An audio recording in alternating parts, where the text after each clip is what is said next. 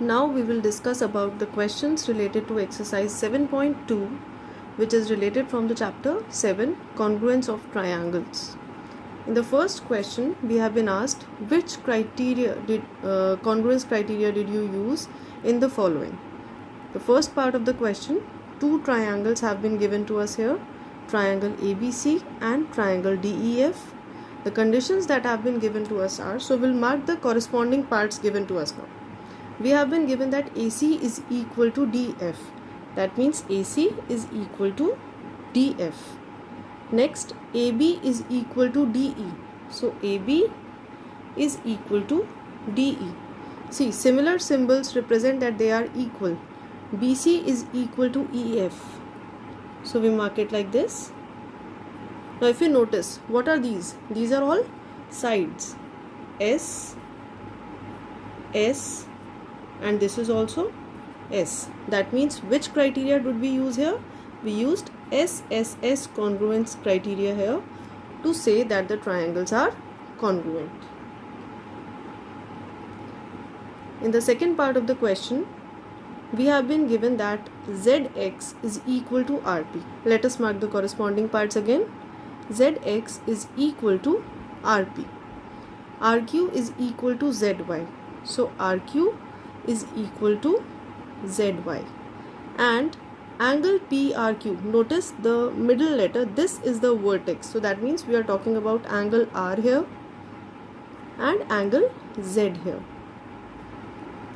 Now what can we say? This is S, this is S, this is A. And if we look at the figures, we can easily see that the two corresponding sides are equal and the angle included between them are equal in the two given triangles. So the congruence criteria that has been applied here is SAS, side angle side congruence criteria. Now in the third part of the question, we have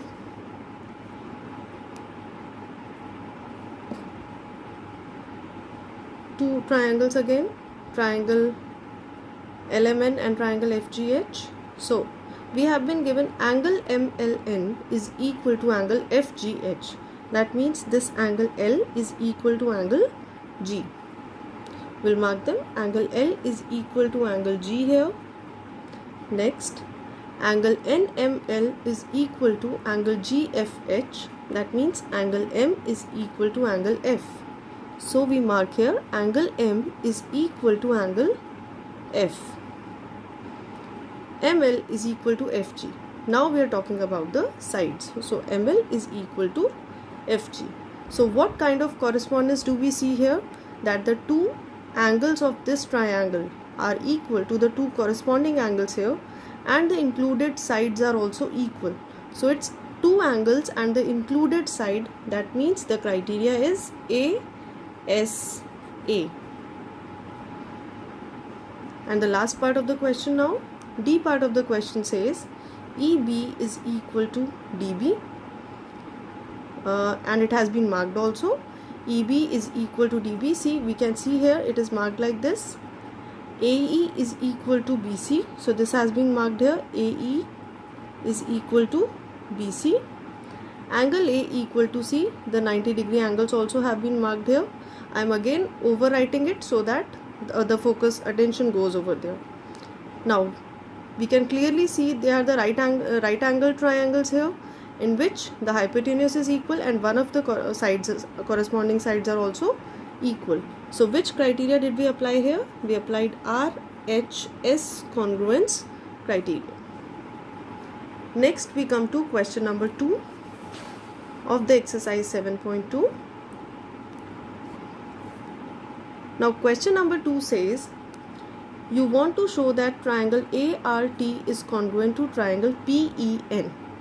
Okay, so if we have to show that triangle ART is congruent to triangle PEN, remember that whenever we write the congruence in the symbolic form, we always match the vertices. We keep the correspondence of vertices in mind.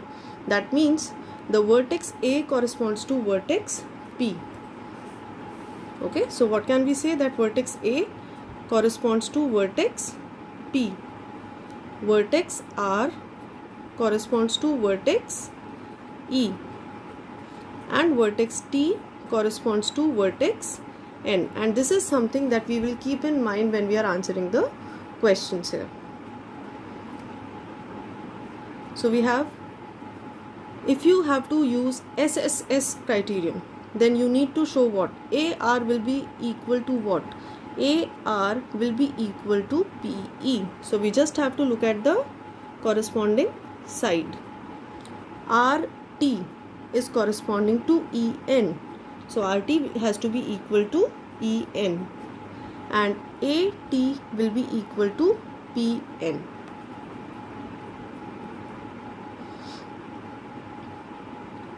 Next, B part.